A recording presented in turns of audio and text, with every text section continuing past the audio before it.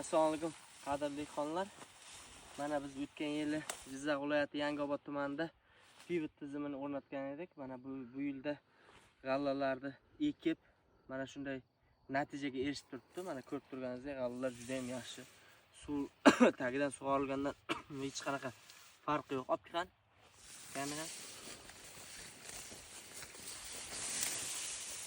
Tagidan sug'organdan ko'ra hech qanaqa farqi yo'q. Juda ham yaxshi bo'lib turibdi. Bog'dorlarimiz mana pivot tizimini o'rnatganmiz. Mana bugungi kunda ham ishlayapti.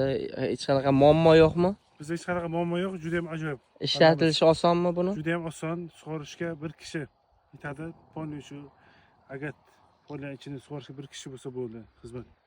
Kishi o'rni.